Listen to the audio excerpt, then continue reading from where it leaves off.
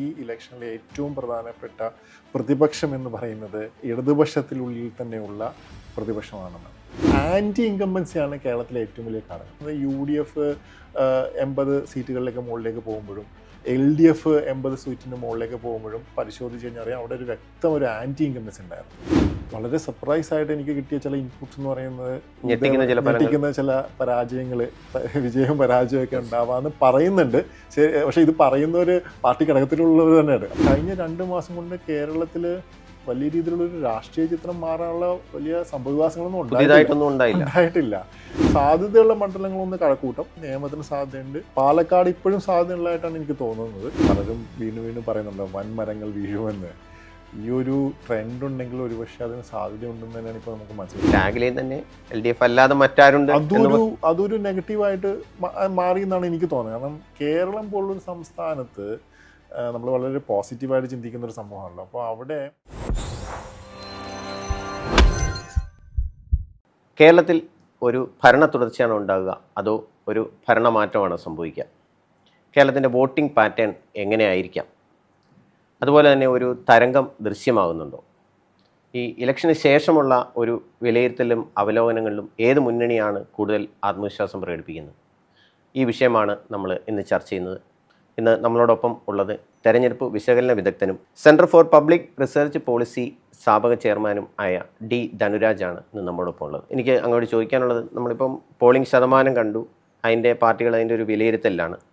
ഒരു SIR ശേഷം നടക്കുന്ന തെരഞ്ഞെടുപ്പാണ്. ഏകദേശം ഒരു 7 ലക്ഷം വോട്ട് വെട്ടിമാറ്റപ്പെട്ടു.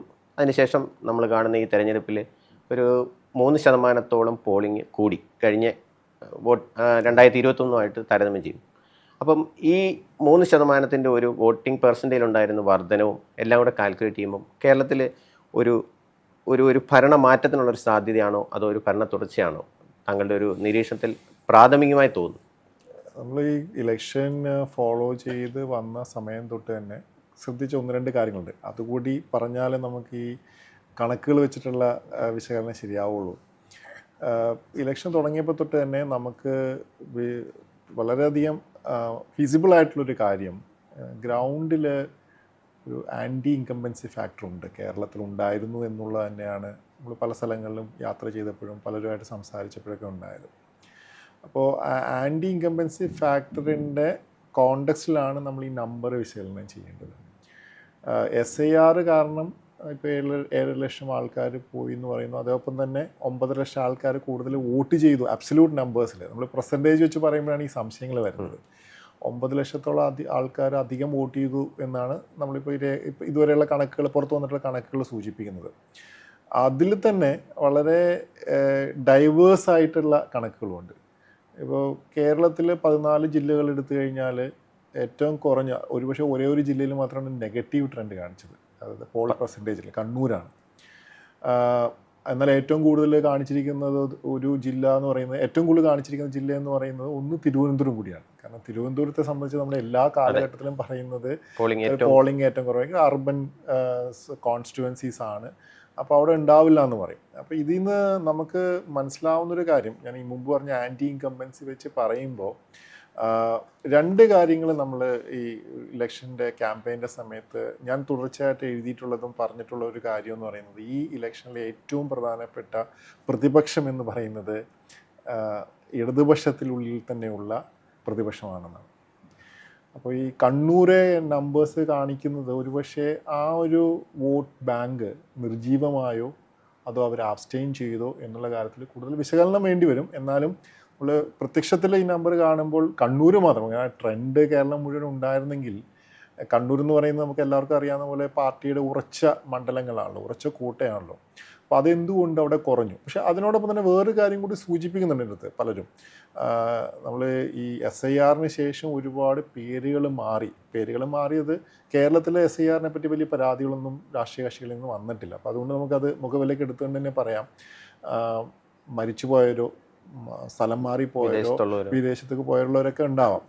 അതേപോലെ തന്നെ ഒരു കാര്യം ചിലർ ചൂണ്ടിക്കാണിക്കുന്നത്, ഒരുപക്ഷെ നമ്മളത് എത്രത്തോളം ശരിയാണെന്ന് നമുക്ക് പറയാൻ പറ്റില്ലായിരിക്കും, എന്നാലും പൊതുവേ ഉള്ളൊരു കാഴ്ചപ്പാടുണ്ടല്ലോ, കള്ള വോട്ടുകൾ, വ്യാജമായിട്ടുള്ള വോട്ടുകളൊക്കെ, അതെല്ലാം ഈ SIR ഒരു പരിധിവരെ തടഞ്ഞിട്ടുണ്ട്. അതുകൊണ്ടും ഈ നമ്പേഴ്സ് കുറഞ്ഞു എന്നുള്ളത് പക്ഷെ കണ്ണൂർ പയ്യന്നൂരൊക്കെ പല ബൂത്തിലും 95-94% വരെ പോളിംഗ് നടന്ന ബൂത്തുകളും ഉണ്ട്. ഇപ്പൊ പറഞ്ഞല്ലോ ഇതില് വളരെ ഡൈവേർജിങ് ആണ്. ഒരു ട്രെൻഡ് അങ്ങനെ മൊത്തത്തിൽ കാസർഗോഡ് തൊട്ട് തിരുവനന്തപുരം വരെ ഉണ്ടോ എന്ന് ചോദിച്ചാൽ അങ്ങനെയല്ല. പക്ഷെ നമ്മൾ കേരളത്തിലെ ഏറ്റവും കുറഞ്ഞ വോട്ടിംഗ് പെർസെൻറ്റേജ് എന്ന് കാണിക്കുന്നത് സൗത്ത് കേരളയിലാണ്, കണ്ണൂരല്ല. കണ്ണൂർ ആക്ച്വലി എനിക്കൊണ്ട് മട്ടന്നൂരും പേരാവൂരും ഇവിടെയാണ് കുറഞ്ഞിരിക്കുന്നത്. പക്ഷേ അബ്സല്യൂട്ട് നമ്പേഴ്സിൻ്റെ കാര്യം എടുത്തു കഴിയുമ്പോൾ മറ്റ് ചില കോൺസ്റ്റിറ്റ്യുവൻസി പത്തനംതിട്ടയ്ക്ക് വരുന്നുണ്ട്. പക്ഷേ പത്തനംതിട്ടയിൽ നമ്മൾ പോൾ പെർസെൻറ്റേജ് കൂടുതലാണ്. അതായത് 67% നിന്ന് 70%, 73-70% പോകുന്നു എന്ന് പറയുമ്പോൾ അവിടെ പെർസെൻറ്റേജ് കൂടി. പക്ഷേ അബ്സല്യൂട്ട് നമ്പേഴ്സിൽ അപ്പോൾ ഈ അബ്സല്യൂട്ട് നമ്പറും പെർസെൻറ്റേജും തമ്മിലുള്ളൊരു കണക്കുകളാണ് നമ്മളിപ്പോൾ വിശകലനം ചെയ്യുന്നത്. പക്ഷേ അപ്പോൾ അവിടെ ഈ പറയുന്ന മുമ്പ് പറഞ്ഞതുപോലെ തന്നെ നമ്മുടെ ഈ വോട്ട് പെർസെൻറ്റേജ് കുറഞ്ഞു എന്നുള്ളതിൽ ഒരു ഒരു ഒരു ഘടകം ഞാൻ കാണുന്നുണ്ട്. അതായത് പ്രത്യേകിച്ച് പാർട്ടിയുടെ ഏറ്റവും ശക്തമായ സ്ഥലങ്ങളിലെല്ലാം ഒരുപക്ഷെ മുഖ്യമന്ത്രി 1.5% കുറഞ്ഞിട്ടുണ്ട്. മൊത്തത്തിൽ നോക്കിക്കഴിഞ്ഞാൽ വളരെയധികം കുറവുണ്ട്. അപ്പോൾ അത് എന്തുകൊണ്ടാണെന്നുള്ളത്, കാരണം ഒരു പ്രോ ഇൻകംബൻസി ഉണ്ടായിരുന്നെങ്കിൽ, ഞാൻ അതിലേക്കാണ് വരുന്നത്, ആൻറ്റി ഇൻകംബൻസിയുടെ കാര്യം പറഞ്ഞപ്പോൾ പ്രോ ഇൻകംബൻസി ഉണ്ടായിരുന്നെങ്കിൽ മുഖ്യമന്ത്രിയുടെ മണ്ഡലത്തിൽ വലിയ രീതിയിൽ വോട്ടിംഗ് നടക്കേണ്ടതല്ലായിരുന്നു എന്നുള്ളൊരു ചോദ്യം റിഫ്ലക്ട് ചെയ്യേണ്ട. കാരണം തിരുവനന്തപുരത്ത് പോലും ഇപ്പം നമ്മൾ ഏറ്റവും കൂടുതൽ പോൾ പെർസെൻറ്റേജ് കാണിച്ചിരിക്കുന്ന മണ്ഡലങ്ങളെല്ലാം ത്രികോണ മത്സരങ്ങൾ നടന്നിരിക്കുന്ന മണ്ഡലങ്ങളിലാണ്. പക്ഷെ അതിനോടൊപ്പം തന്നെ സാധാരണ ഒരു വേവ്, പ്രോ ഇൻകംബൻസി വേവ് ഉണ്ടായിരുന്നെങ്കിൽ, പ്രത്യേകിച്ച് ഭരണത്തിന് നേതൃത്വം കൊടുക്കുന്ന മുഖ്യമന്ത്രി മത്സരിക്കുന്ന മണ്ഡലത്തിൽ പോലും അത് വലിയ രീതിയിൽ പ്രകടമാണ്ടായിരുന്നു. അവിടെ പ്രകടമാവാതെ വരുമ്പോൾ നമുക്ക് ചില സംശയങ്ങൾ സ്വാഭാവികമായിട്ടും ഉണ്ടാവും. ആ സംശയങ്ങളാണ് ഇനി എനിക്ക് തോന്നുന്നു ഈ ഇലക്ഷൻ്റെ റിസൾട്ടിനെ ഏറ്റവും കൂടുതൽ ഇൻഫ്ലുവൻസ് ചെയ്യാൻ പോകുന്നത്. അടുത്തായിട്ട് ഇപ്പോൾ ഈ പോളിംഗ് പെർസെൻറ്റേജ് തന്നെ പുരുഷന്മാരെ അപേക്ഷിച്ച് ഏറെക്കുറെ 6% സ്ത്രീ വോട്ടർമാർ അധികമായി പോൾ ചെയ്തു. അത് ഒരു 2-3 ഘടകങ്ങൾ അതിൽ പറയുന്നത്, ഒന്ന് LDFിൻ്റെ ഈ അവസാന കാലത്ത് പ്രഖ്യാപിച്ച മാസം 1000 രൂപ കൊടുക്കുന്ന ഒരു പുതിയ സ്കീം, അതുപോലെ തന്നെ UDFിനെ സംബന്ധിച്ച് ഈ ബസ്സിൽ സ്ത്രീകൾക്ക് സൗജന്യ യാത്ര, അങ്ങനെ 2-3 ഈ വനിതാ സെൻട്രിക് ആയിട്ടുള്ള 2 മുന്നണികളും അതിനെ ഒരു ശ്രദ്ധ കൊടുത്തിട്ടുള്ള ഒരു വാഗ്ദാനങ്ങളും, അതുപോലെ മറുവശത്ത് LDF സമഗ്രമായ ഒരു പദ്ധതി അവതരിപ്പിച്ചു. അപ്പോൾ ഇത് ഏത് രീതിയിൽ ഈ പറഞ്ഞ വനിതാ വോട്ടർമാരും ശരിക്കും രാവിലെ മുതലേ വനിതാ വോട്ടർമാരുടെ നീണ്ട ക്യൂ പല ബൂത്തുകളിലും കാണുകയും ചെയ്തു. ഈ വനിതാ വോട്ടർമാരുടെ ഈ പറഞ്ഞ ഇത്രയും വലിയൊരു ഡിഫറൻസ് എങ്ങനെ നിങ്ങൾ വിലയിരുത്തും? എൻ്റെ ഒരു വിശകലനത്തിൽ ഒരു ഘടകം കൂടിയുണ്ട്. നമ്മുടെ മൈനോറിറ്റി കൺസോളിഡേഷൻ്റെ ഭാഗമായി മൈനോറിറ്റിയിലെ കമ്മ്യൂണിറ്റിയിലുള്ള സ്ത്രീകളും വളരെ ശക്തമായ രീതിയിൽ ഇറങ്ങി വോട്ട് ചെയ്തതായിട്ട് നമ്മൾ പല സ്ഥലങ്ങളിലും കാണുന്നുണ്ട്. അപ്പോൾ അത് ഈ ഇലക്ഷനെ സംബന്ധിച്ച് നമ്മളൊരു മൈനോറിറ്റി കൺസോളിഡേഷൻ, എനിക്കൊണ്ട് ഏറെക്കുറെ എല്ലാവരും ഒരു കൺസെൻസസിലാണത്. മൈനോറിറ്റി കൺസോളിഡേഷൻ ഇപ്രാവശ്യം ഉണ്ടായി, അത് പൊതുവെ UDFിൻ്റെ അനുകൂലമാണെന്ന് പറയുന്നുണ്ട്. പ്രത്യേകിച്ച് നമ്മൾ മലപ്പുറത്ത് കണക്കുകൾ നോക്കുമ്പോൾ മലപ്പുറമാണല്ലോ ഏറ്റവും കൂടുതൽ പോൾ പെർസെൻറ്റേജ് കാണിക്കുന്നത്. അവിടെയെല്ലാം രാത്രി സമയങ്ങളിൽ പോലും 8 മണി വരെയൊക്കെ സ്ത്രീകളിൽ നിന്ന് വോട്ട് ചെയ്യുമായിരുന്നു. അപ്പോൾ അതും കൂടി കൂട്ടിച്ചേർത്ത് വായിച്ചാൽ നമുക്ക് ഇത് ഏത് രീതിയിലേക്കാണ് ഈ വനിതാ ഇത് പോകുന്നതെന്ന്. പക്ഷെ എനിക്ക് തോന്നുന്നു എനിക്ക് വനിതകളിപ്പോൾ LDFിനാണോ UDFിനാണോ അതോ NDAക്കാണോ വോട്ട് ചെയ്തതിനേക്കാളും കൂടുതലായിട്ട് ഈ വനിതാ വിഷയങ്ങൾ സജീവമായി നിർത്താൻ, അല്ലെങ്കിൽ വനിതാ വോട്ടേഴ്സ്, കാരണം ഇപ്പോൾ നമ്മൾ ദേശീയ തലത്തിൽ തന്നെ നോക്കിക്കഴിഞ്ഞാൽ പല സംസ്ഥാനങ്ങളിലും വനിതാ വോട്ടേഴ്സ് മെയിൽ വോട്ടേഴ്സിനേക്കാളും കൂടുതലാണ്. മാത്രമല്ല വനിതാ വോട്ടേഴ്സാണ് പല സംസ്ഥാനങ്ങളിലും അന്തിമ വിധിയെ നിർണ്ണയിച്ചത്. ബീഹാറും മഹാരാഷ്ട്ര ഇതെല്ലാം നമുക്ക് ഉദാഹരണങ്ങളായിട്ട് മുന്നിലുണ്ട്. അപ്പം അതുകൊണ്ട് തന്നെ ഇവിടെയും വനിതാ വോട്ടേഴ്സിനെ കോൺഫിഡൻസിലെടുത്തുകൊണ്ടുള്ള ഒരു നയമാണ് എല്ലാ മുന്നണികളും മുന്നോട്ട് വെച്ചതായിട്ടാണ് എനിക്ക് തോന്നുന്നത്. അതിൻ്റെ ഒരു സ്വാഭാവികമായിട്ടുള്ള ഒരു പ്രതിഫലനം ഉണ്ടായിട്ടുണ്ട്. പക്ഷേ ഇവിടെ വനിതാ വോട്ടേഴ്സിൻ്റെ എണ്ണവും കൂടുതലാണ്. അപ്പോൾ അതിൻ്റെ സ്വാഭാവികമായിട്ടുള്ളൊരു പ്രൊപ്പോർഷണൽ ആയിട്ടുള്ള പെർസെൻറ്റേജ് ഇൻക്രീസ് ഇതിലുണ്ട് എന്നാണ് എനിക്ക് തോന്നുന്നത്. പക്ഷേ ഞാനിപ്പോഴും എനിക്ക് തോന്നുന്നത് നമ്മൾ ഇടുക്കി, അതേപോലെ തന്നെ മലപ്പുറം, അവിടെയും വനിതകളുടെ വോട്ട് കൂടുതലായിട്ടുണ്ടായിട്ടുണ്ട്. തിരുവനന്തപുരം ജില്ലയിലൊക്കെ ഉണ്ടായിട്ടുണ്ട്. അപ്പോൾ പൊതുവെ വരുമ്പോൾ അങ്ങനെ അത് റിഫ്ലക്ട് ചെയ്ത് വരുന്നതായിട്ടാണ് എനിക്ക് തോന്നുന്നത്. തിരുവനന്തപുരം നമ്മൾ ഏത് ഇലക്ഷൻ്റെ ആയാലും പോളിംഗ് പെർസെൻറ്റേജ് നോക്കുമ്പോൾ തിരുവനന്തപുരം, എറണാകുളം താരതമ്യേന ഏറ്റവും പോളിംഗ് കുറയുന്ന 2 ജില്ല. ഇത്തവണ മൊത്തം പോളിംഗ് എടുത്ത് നോക്കുമ്പോൾ 2ാം സ്ഥാനം എറണാകുളം ജില്ലയിലാണ്. അത് ഈ പറഞ്ഞ പോലെ ഒരു തരംഗ സ്വഭാവത്തിൻ്റെ ഒരു പ്രതിഫലനമായിട്ട് വേണമെങ്കിൽ കാണാം. എറണാകുളം ജില്ലയിൽ 14 സീറ്റ് ഉണ്ടായാൽ സാധാരണ UDFന്റെ കോട്ടയായിട്ടാണ് നമ്മൾ പറയുന്നത്. പക്ഷേ 9-5 9-5 അപ്പോൾ അത് ഈ പ്രാവശ്യം 13-ൽ 14 അല്ലെങ്കിൽ 14-ൽ 14 കിട്ടുമെന്നാണ് അവർ പ്രതീക്ഷിക്കുന്നത്.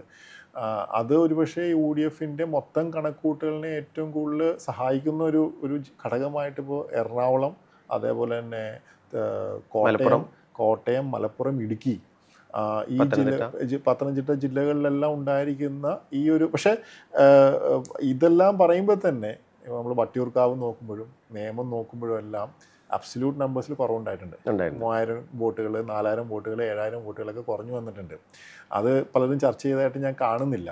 പക്ഷെ ആ കുറവ് വന്നത് ഞാൻ മുമ്പ് പറഞ്ഞ പോലെ തന്നെ ഈ മുൻകാലങ്ങളിൽ ഉണ്ടായിരുന്ന SIRന് ശേഷം മുൻകാലങ്ങളിൽ ഉണ്ടായിരുന്ന പലരുടെയും പേരുകൾ നമ്മുടെ വോട്ടേഴ്സ് ലിസ്റ്റിൽ നിന്ന് പുറത്താവുമ്പോൾ ആ പേരുകൾ ആരെയാണ് മുൻകാലങ്ങളിൽ ആ വോട്ട് ആരെയാണ് സഹായിച്ചിരുന്നെന്നുള്ളത് ഒരുപക്ഷെ ഇലക്ഷന് ശേഷം നമുക്ക് ശരിക്കും വ്യക്തമാവുകയും ചെയ്യും. നമ്മൾ UDFന്റെ ഒരു തരംഗ സാധ്യതകളാണ് ഈ പറയുന്ന ഫാക്ടേഴ്സൊക്കെ കാണിക്കുന്നതെന്ന് നമ്മൾ പറയുന്നു. ഇപ്പോൾ LDFനെ സംബന്ധിച്ച് നോക്കി കഴിഞ്ഞാൽ അവർ 2016 അപേക്ഷിച്ച് 99 സീറ്റ് എന്നുള്ള നിലയ്ക്ക് ഒരു മികച്ച വിജയം ആവർത്തിച്ച ഒരു ടീം. മൂന്നാം പിണറായി വിജയൻ സർക്കാർ ഉണ്ടാവുമെന്ന് അവർ പ്രതീക്ഷിക്കുന്ന തെരഞ്ഞെടുപ്പിൽ അവരിപ്പോഴും അവരുടെ കണക്കെന്ന് പറഞ്ഞാൽ നിലവിലുള്ളതിനെ അപേക്ഷിച്ച് 29 സീറ്റ് നഷ്ടപ്പെട്ടാൽ പോലും അവർക്ക് ഭരിക്കാനുള്ളൊരു ഭൂരിപക്ഷമുണ്ട്. അതാണ് അവർ പറയുന്നത്. എത്രയായാലും ഒരു ക്ലോസ് ഫൈറ്റ് വന്നാൽ പോലും ഒരു സീറ്റല്ലേ 2 സീറ്റിൻ്റെ എഡ്ജിൽ ഭരണം കിട്ടാമെന്നുള്ളതാണ്. ഈ 28 സീറ്റല്ലേ 29 സീറ്റ് എന്ന് പറഞ്ഞാൽ ഒരു ജില്ലയിൽ 2 സീറ്റ് വീതം UDFന്റെ ആംഗിളിൽ പറയുകയാണെങ്കിൽ അത് തിരിച്ചു പിടിക്കണം. LDFനെ സംബന്ധിച്ച് ഒരു ജില്ലയിൽ 2 സീറ്റ് നഷ്ടപ്പെട്ടാൽ പോലും അവർക്ക് ഭരണം നിലനിർത്തണം. ആ ഘട്ടത്തിൽ നോക്കുമ്പോൾ UDFന്റെ ഈ 100 സീറ്റ് എന്നൊക്കെ പറയുന്ന ഒരു എക്സ്പെക്ടേഷൻ, ഈ VD സതീശനൊക്കെ പറയുന്ന അത് എത്രത്തോളം സാധ്യതയുള്ള ഒരു മനക്കോട്ടയാണ്? ആദ്യം തന്നെ നമുക്ക് ഈ വോട്ട് പെർസെൻറ്റേജിൽ ഉണ്ടായ വർധന വെച്ചിട്ട് നമ്മൾ തരംഗം എന്ന് പറഞ്ഞ് പലരും ചർച്ച ചെയ്യുന്നതോടെ എനിക്ക് പൂർണ്ണമായി യോജിപ്പില്ല. കാരണം എന്താണെന്ന് വെച്ചാൽ നമ്മൾ SIR വെച്ചിട്ട് നോക്കുമ്പോൾ നമ്മൾ 7.5 ലക്ഷം വോട്ടുകൾ പോകുന്നു. അപ്പോൾ സ്വാഭാവികമായിട്ടും നമ്മൾ അബ്സല്യൂട്ട് നമ്പേഴ്സ് വെച്ച് നമ്മൾ കണക്ക് കൂട്ടിക്കഴിഞ്ഞാൽ ഒരു 2.5-3% ഇൻക്രീസ് സ്വാഭാവികമായിട്ടും ഉണ്ടാവേണ്ടതാണ് മൊത്തത്തിൽ. അങ്ങനെ നോക്കിക്കഴിഞ്ഞാൽ വലിയ രീതിയിലും ഇല്ല. 8 ലക്ഷം വോട്ട് മാറി കഴിഞ്ഞുള്ള വോട്ടർ പട്ടികയിലല്ലേ. പിന്നെ ഞങ്ങളൊരു സിമുലേഷൻ ചെയ്ത് നോക്കിയായിരുന്നു. അപ്പോൾ 21 വെച്ച് നമ്മുടെ ഈ SIRും അതേപോലെ തന്നെ കഴിഞ്ഞ ലോക്സഭാ തെരഞ്ഞെടുപ്പിലെയും പിന്നെ നിയമസഭാ തെരഞ്ഞെടുപ്പിലെയും അതിലെല്ലാം പല നമ്പേഴ്സാണ്. നമുക്ക് സംസ്ഥാനത്തെ വോട്ടർ പട്ടിക വേറെയാണ്. എന്നാൽ പോലും അതെല്ലാം വെച്ച് നമ്മളൊരു നമ്പർ സീരീസ് റൺ ചെയ്ത് കഴിഞ്ഞപ്പോൾ നമുക്ക് തോന്നിയത് ഒരു 2.5-3% സ്വാഭാവികമായിട്ടും ഉണ്ടാവേണ്ടതാണ് ഈ ഒരു ക്ലീനിങ് പ്രോസസ്സിൽ. അങ്ങനെ വരുമ്പോൾ എനിക്ക് തോന്നുന്നത് ഒരു വലിയൊരു തരംഗം എന്ന് പറയേണ്ടിയിരുന്നത് 80% ക്രോസ് ചെയ്തായിരുന്നു. 80% ക്രോസ് ചെയ്തിട്ടില്ല. പക്ഷേ ഇനിയും ഒരു 5 ലക്ഷം വോട്ട് കൂട്ടുമെന്ന് പറയുന്നുണ്ട്. അപ്പോൾ തരംഗം ഉണ്ടോ എന്ന് ചോദിച്ചാൽ ഉണ്ടെന്നും ഇല്ല എന്നും നമുക്ക് പറയാം. അപ്പോൾ ഈ ചോദിച്ച ചോദ്യത്തിന് ഉത്തരമായിട്ട് എനിക്ക് തോന്നുന്നത് പ്രതിപക്ഷ നേതാവ് ഇപ്പോൾ പറയുന്ന 100 സീറ്റുകളുടെ കണക്കുകൾ എനിക്ക് അറിഞ്ഞൂടാ എത്രത്തോളം. പക്ഷേ എൻ്റെയൊക്കെ ഒരു കണക്കിലൊരു 85-88 സീറ്റ് വരെ UDFന് എന്തായാലും കിട്ടേണ്ടതാണ് എന്നാണ് എനിക്ക് തോന്നുന്നത്. നമ്മൾ ഒരേ മണ്ഡലം എടുത്ത് നോക്കുമ്പോൾ അതിന് ഈ പെർസെൻറ്റേജ് വെച്ചിട്ടല്ല നമ്മളത് പറയുന്നത്. നമ്മൾ പറയുന്നത് ഓരോ സ്ഥലത്തും ഓരോ ജില്ലയിലും ഓരോ മണ്ഡലത്തിലും അത് ലോക്കൽ കോണ്ടസ്റ്റ് വെച്ച് ചില സ്ഥലങ്ങളിൽ മൈനോറിറ്റി കൺസോളിഡേഷൻ ഉണ്ടായിട്ടുണ്ട്. ചില സ്ഥലങ്ങളിൽ സ്ഥാനാർത്ഥികൾ വീക്കായിരുന്നു. ചില സ്ഥലങ്ങളിൽ ത്രികോണ മത്സരങ്ങളുണ്ടായിട്ടുണ്ട്. അത് വെച്ച് നമ്മൾ അവിടെ ഇപ്പോൾ പോൾ ചെയ്തിരിക്കുന്ന വോട്ടും കഴിഞ്ഞ തവണത്തെ വോട്ടൊക്കെ വെച്ച് നോക്കുമ്പോൾ നമ്മുടെ വരുന്ന ഒരു നമ്പർ എന്ന് പറയുന്ന ഒരു 80-85 എന്നുള്ളതാണ് വരുന്നത്. പിന്നെ ഒരു കാര്യം കൂടിയുണ്ട്. നമ്മൾ ഈ തരംഗം എന്ന് പറയുമ്പോൾ എല്ലാവരും പറയുന്നത് 87-ന് ശേഷമുള്ള ഏറ്റവും വലിയ നമ്പറാണെന്നുള്ളതാണ്. നമ്മൾ കൺസിസ്റ്റൻ്റ് ആയിട്ട് നമ്മൾ ഇലക്ഷൻസ് സ്റ്റഡി ചെയ്ത് കഴിഞ്ഞാൽ കേരളത്തിൽ ഈവൻ ലോക്സഭയിൽ പോലും പെർസെൻറ്റേജ് കൂടുകയും കുറയുകയും ചെയ്യുന്ന ഏതെങ്കിലും ഒരു പാർട്ടീനെ സഹായിക്കുന്നതായിട്ട് നമുക്ക് കാണുന്നില്ല. പക്ഷേ വളരെയധികം ആൻറ്റി ഇൻകംബൻസി ഉണ്ടാകുമ്പോൾ ഇതുണ്ടായിട്ടുണ്ട്. അതായത് പെർസെൻറ്റേജ് അതായത് ആൻറ്റി ഇൻകംബൻസിയാണ് കേരളത്തിലെ ഏറ്റവും വലിയ ഘടകം. ആൻറ്റി ഇൻകംബൻസി ഇപ്പോൾ കഴിഞ്ഞ തവണ വരെ നമുക്ക് എല്ലാ തവണയും മാറി മാറി വരുന്ന സർക്കാർ ആയതുകൊണ്ട് ആൻറ്റി ഇൻകംബൻസി എന്ന് പറയാം. പക്ഷേ ആൻറ്റി ഇൻകംബൻസി ശക്തമായിട്ട്, അത് ഞാൻ പറയുന്നത് UDF 80 സീറ്റുകളിലേക്ക് മുകളിലേക്ക് പോകുമ്പോഴും LDF 80 സീറ്റിൻ്റെ മുകളിലേക്ക് പോകുമ്പോഴും ആ ഇലക്ഷൻ്റെ കോണ്ടസ്റ്റ് നമ്മൾ പരിശോധിച്ച് കഴിഞ്ഞാൽ അറിയാം അവിടെ ഒരു വ്യക്തം ഒരു ആൻറ്റി ഇൻകംബൻസി ഉണ്ടായിരുന്നു. പക്ഷേ 2011 ഇപ്പോൾ ഉമ്മൻചാണ്ടി സർക്കാർ വരുമ്പോൾ 2 സീറ്റിൽ നിന്നാണ് അദ്ദേഹം വരുന്നത്. അവിടെ അത്രയും ശക്തമായ ആൻറ്റി ഇൻകംബൻസി നമുക്കന്ന് സ്റ്റഡി ചെയ്യുമ്പോൾ നമുക്ക് മനസ്സിലാവുന്നില്ല. എന്നാൽ 2016 ഉണ്ടായിരുന്നു ആൻറ്റി ഇൻകംബൻസി. സ്വാഭാവികമായും ഉമ്മൻചാണ്ടി സർക്കാരിൻ്റെ അവസാന നാളിലുണ്ടായ പല പ്രശ്നങ്ങളും കാരണം ആൻറ്റി ഇൻകംബൻസി ഉണ്ടായിരുന്നു. അപ്പോൾ ഈ ആൻറ്റി ഇൻകംബൻസി എത്രത്തോളം ഗ്രൗണ്ടിലുണ്ട്, പ്രതിഫലിച്ചിട്ടുണ്ട് എന്നുള്ളതാണ് എനിക്ക് തോന്നുന്നത് പ്രധാനപ്പെട്ട ഒരു ഘടകം. രണ്ടാമത്തെ ഘടകം എന്ന് പറഞ്ഞാൽ ഞാൻ മുമ്പ് പറഞ്ഞ പോലെ ഈ CPM കേഡറിൻ്റെ ഇടയിലുള്ള അവരുടെ ഇടയിലുള്ള ഞാൻ ഉപയോഗിക്കുന്ന വാക്ക് നിർജ്ജീവമായ ചില വോട്ടുകളുണ്ട് എന്നാണ്. ഞാനിപ്പോൾ ഇന്നലെയൊക്കെ പല ആൾക്കാരുമായിട്ട് സംസാരിച്ച പല കോൺസ്റ്റിറ്റ്യുവൻസിയിലും അവരുടെ നേതാക്കന്മാർ സ്വകാര്യമായി പറയുന്നത് പല സ്ഥലത്തും ഡെഡ് ആയിരുന്നു എന്നുള്ളതാണ്. ശരി. പിന്നെ അതിലൊരു പ്രധാനപ്പെട്ട ഒരു സംഗതി എന്ന് പറഞ്ഞാൽ ഇപ്പം ഞാൻ 100 സീറ്റിൻ്റെ കാൽക്കുലേഷൻ UDF പറയുന്നത് തന്നെ മലപ്പുറം, എറണാകുളം, പത്തനംതിട്ട, ഇടുക്കി, വയനാട് 5 ജില്ലയിലായിട്ട് 43 സീറ്റുണ്ട്. അത് നമ്മൾ തൂത്തുവാരും എന്നാണ്. നമുക്ക് തദ്ദേശ തെരഞ്ഞെടുപ്പ് ഇതിനൊരു അടയാളമായി ഒരു സൂചനയായിട്ട് എടുത്താൽ തന്നെ അതിനൊപ്പം കോട്ടയം കൂടെ കൂട്ടിച്ചേർത്താൽ ഏകദേശം ഒരു UDFൻ്റെ സ്വീപ്പ് കണ്ട മേഖലയാണ്. അതിൻ്റെ തനി ആവർത്തനം ഉണ്ടാകാനുള്ളൊരു സാധ്യത എത്രത്തോളം ഉണ്ടാവും അങ്ങനെയാണെങ്കിൽ? എനിക്ക് തോന്നുന്നു ഇടുക്കിയിൽ UDFന് നല്ല സാധ്യതയുണ്ട് ഈ പ്രാവശ്യം. പലരും വീണ്ടും പറയുന്നുണ്ട് വൻമരങ്ങൾ വീഴുമെന്ന്. ഈ ഒരു ട്രെൻഡ് ഉണ്ടെങ്കിൽ ഒരുപക്ഷെ അതിന് സാധ്യതയുണ്ടെന്ന് തന്നെയാണ് ഇപ്പോൾ നമുക്ക് മനസ്സിലായി. ഇപ്പോൾ ഇവിടെ എറണാകുളം ജില്ലയിൽ പോലും ഞാൻ ഇന്നലെയൊക്കെ ഇതുമായിട്ട് ബന്ധപ്പെട്ട് പല ആൾക്കാരുമായിട്ട് സംസാരിച്ചപ്പോൾ വളരെ സർപ്രൈസായിട്ട് എനിക്ക് കിട്ടിയ ചില ഇൻപുട്സ് എന്ന് പറയുന്നത് ഞെട്ടിക്കുന്ന ചില പരാജയങ്ങൾ, വിജയവും പരാജയമൊക്കെ ഉണ്ടാവാമെന്ന് പറയുന്നുണ്ട്.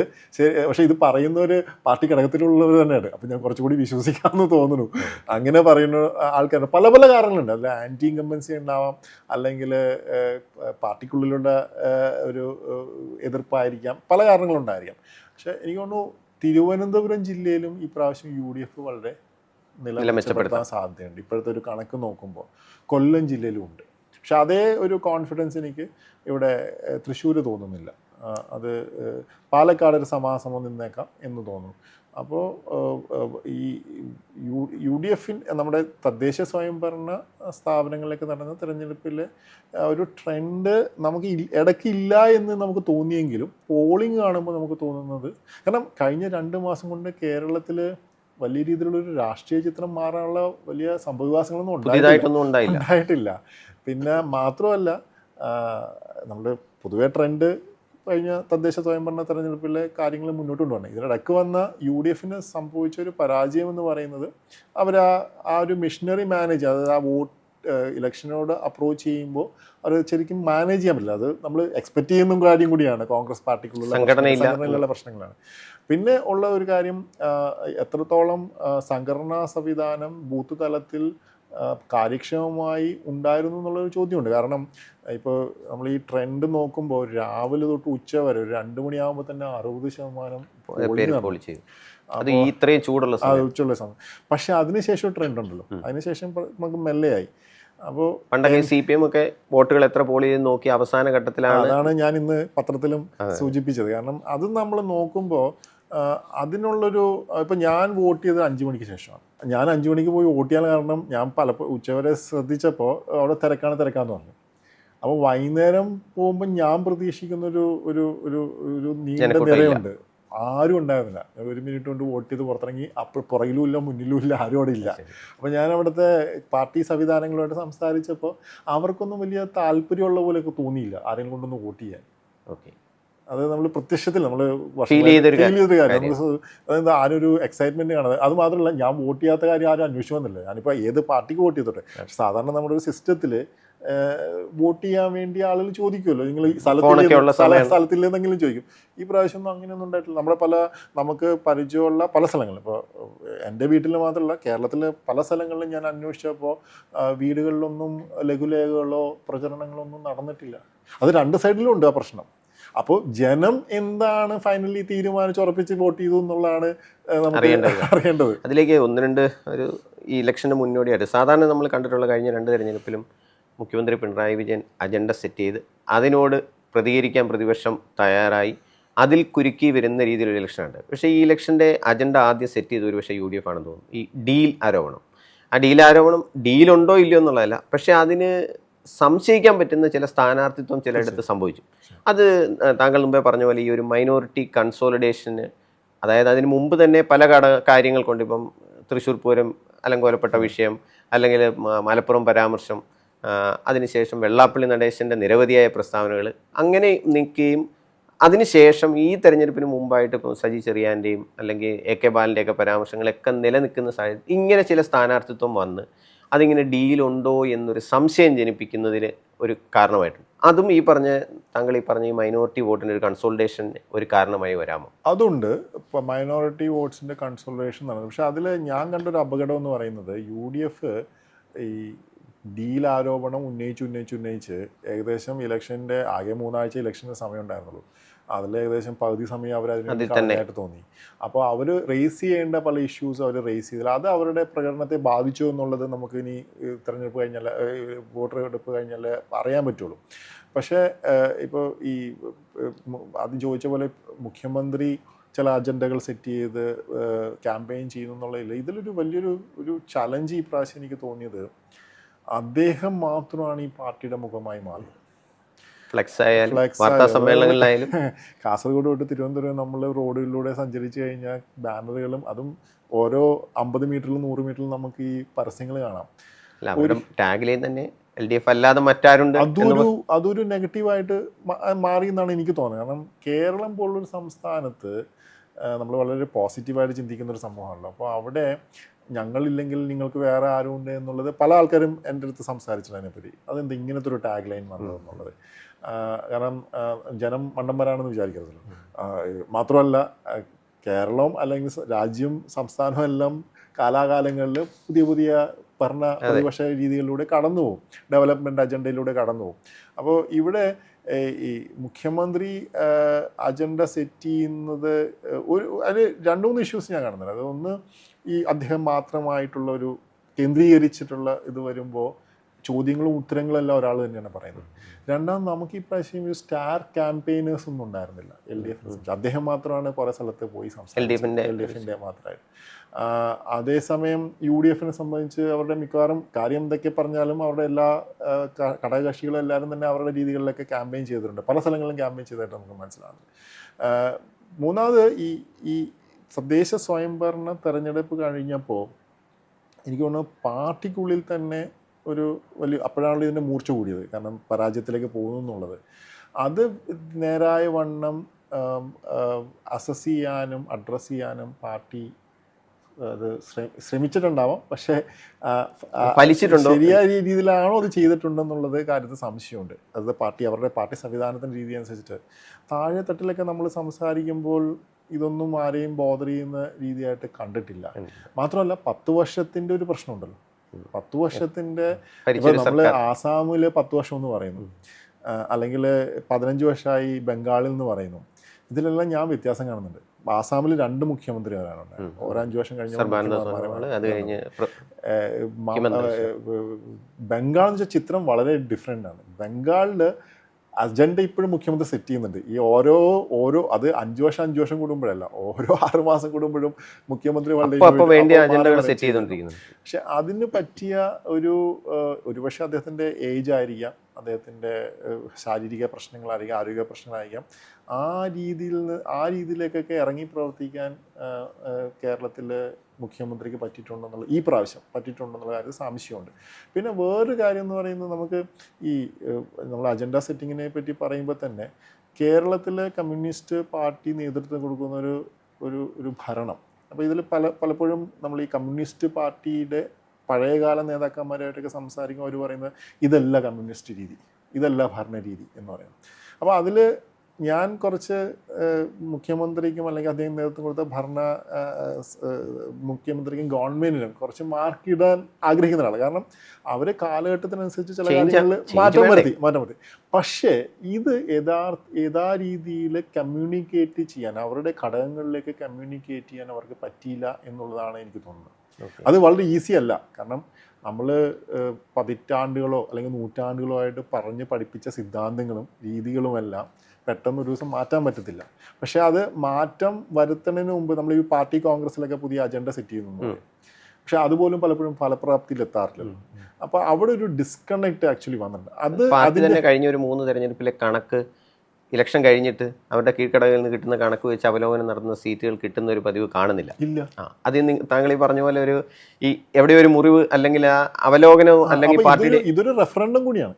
കാരണം കമ്മ്യൂണിസ്റ്റ് പാർട്ടി ഇനിയിപ്പോൾ നിർഭാഗ്യവശാൽ അവർക്ക് ഭരണം കിട്ടിയില്ലെങ്കിൽ അവരുടെ ഭാവിയെ കൂടി ബാധിക്കുന്നൊരു കാര്യമാണല്ലോ. അത് ഞാൻ പറയുന്നത് ഒരു പൊളിറ്റിക്കൽ കാര്യം മാത്രമല്ല, ആ പാർട്ടിയുടെ സംഘടനാ സംവിധാനത്തിലും പാർട്ടിയുടെ സൈദ്ധാന്തികമായ രീതികളിലുമെല്ലാം എങ്ങനെ മാറ്റങ്ങൾ കൊണ്ടുവന്ന് പക്ഷേ കേരളത്തിലും ഇന്ത്യക്കും ഇടതുപക്ഷ പ്രസ്ഥാനം വളരെ അത്യാവശ്യമാണ്.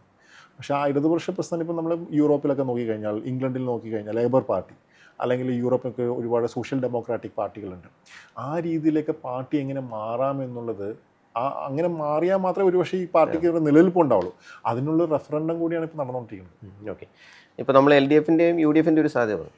അപ്പോൾ കഴിഞ്ഞ 2-3 തെരഞ്ഞെടുപ്പ് നമുക്കറിയാം, ഒരു അടുത്ത ഫോഴ്സായി NDA അല്ലെങ്കിൽ BJP വരുന്നു.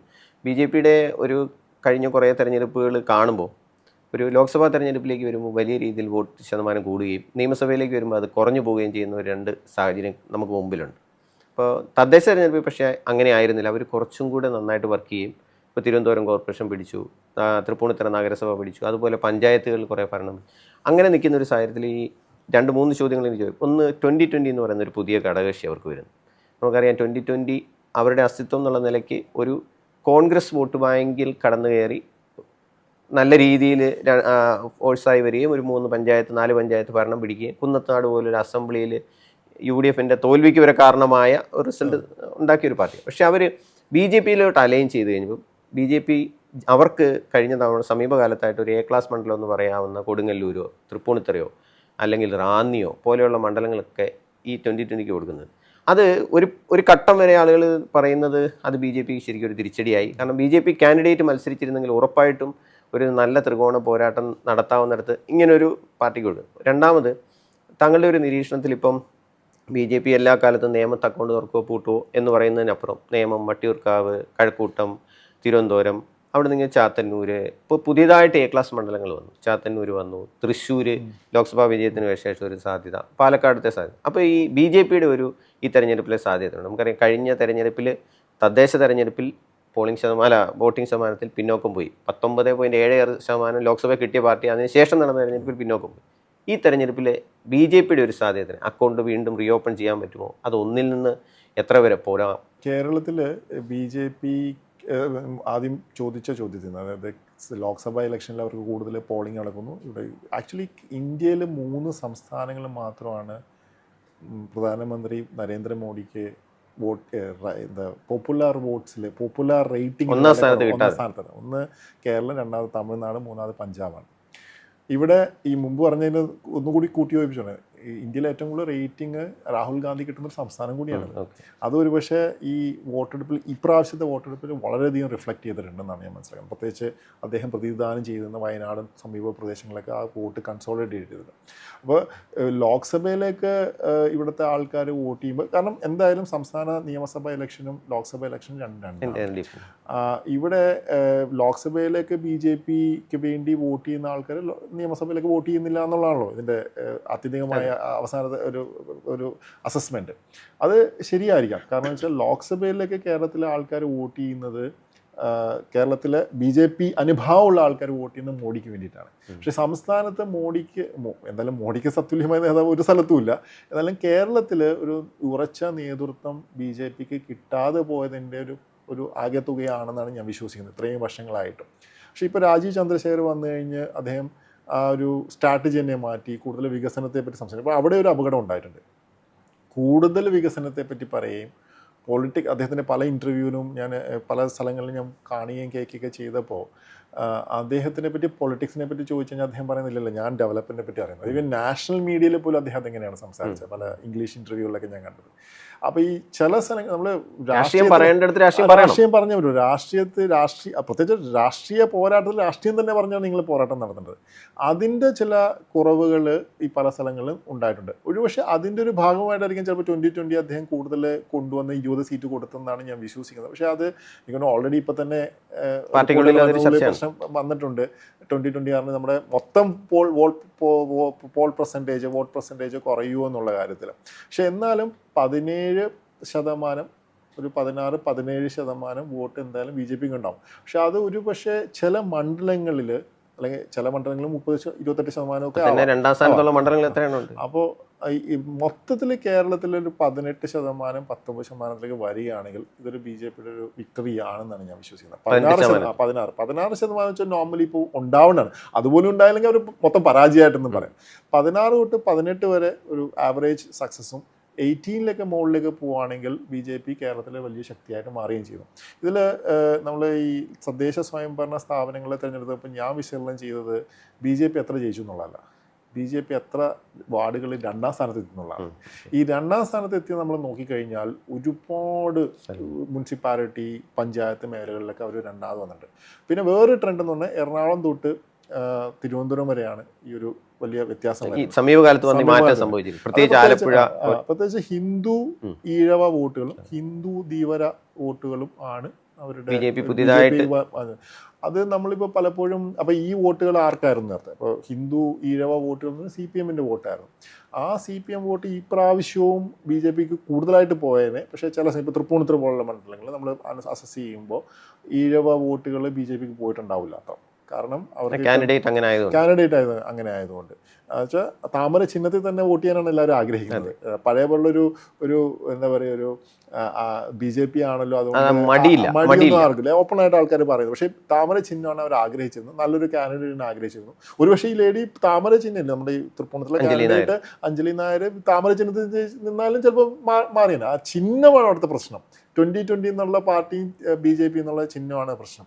അപ്പോൾ ഇവിടെ എനിക്ക് തോന്നുന്നു സാധ്യതയുള്ള മണ്ഡലങ്ങളൊന്ന് കഴക്കൂട്ടം, ഈ ഓരോ മണ്ഡലത്തിലും ഓരോ രീതികളാണ്. അപ്പോൾ കഴക്കൂട്ടത്തിന് സാധ്യതയുണ്ട്, നേമത്തിന് സാധ്യതയുണ്ട്, പാലക്കാട് ഇപ്പോഴും സാധ്യതയുള്ളതായിട്ടാണ് എനിക്ക് തോന്നുന്നത്. ഈ ചാത്തന്നൂർ മണ്ഡലം, ചാത്തന്നൂർ അത്രയും മേക്കപ്പ് ചെയ്യാൻ പറ്റുമെന്നുള്ളതാണ്. കാരണം UDF അവിടെ ഒരു ഫോഴ്സ് അല്ലാതെ നിൽക്കുന്ന ഒരു അദ്ദേഹം രണ്ട് തെരഞ്ഞെടുപ്പുകളിലും ഗോപകുമാർ 2ാം സ്ഥാനത്ത് വരുന്നുണ്ട്. പക്ഷേ ഇവിടെയാണ് ഈ പ്രോബ്ലം. നമ്മൾ ഈ SNDPയുടെ ഇതെന്നൊക്കെ പറയുമ്പോഴും SNDP സംഘടനാശേഷി കൊണ്ട് എനിക്കറിയില്ല ഇപ്പോഴത്തെ ഒരു രീതി കൊണ്ട് അവർക്ക് എത്രത്തോളം കിട്ടുമെന്നുള്ളത്. പക്ഷേ ഈഴവ വോട്ടുകൾ നമ്മൾ മാവേലിക്കര, ഹരിപ്പാട്, കായംകുളം, ആലപ്പുഴ മുനിസിപ്പാലിറ്റി ഒക്കെ നോക്കിക്കഴിഞ്ഞാൽ നമുക്ക് വ്യക്തമായൊരു ട്രെൻഡ് മനസ്സിലാവുന്നുണ്ട്. ഇപ്പോൾ 2024 ലോക്സഭ ഇലക്ഷനിലും ആ ട്രെൻഡ് ഉണ്ടായിരുന്നു, 25 തദ്ദേശ സ്വയംഭരണ സ്ഥാപനങ്ങളിൽ ട്രെൻഡ് ഉണ്ടായിരുന്നു.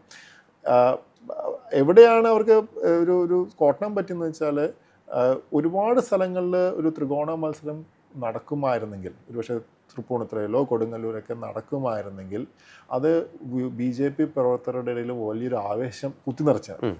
അത് മൊത്തത്തിൽ പാർട്ടിയുടെ ഒരു ഇതെന്ന് വെച്ചാൽ നമ്മളൊരു 5-6 മണ്ഡലങ്ങൾ എപ്പോഴും വർത്തമാനം പറയുന്നു, അതിനെപ്പറ്റി സംസാരിക്കുന്നു.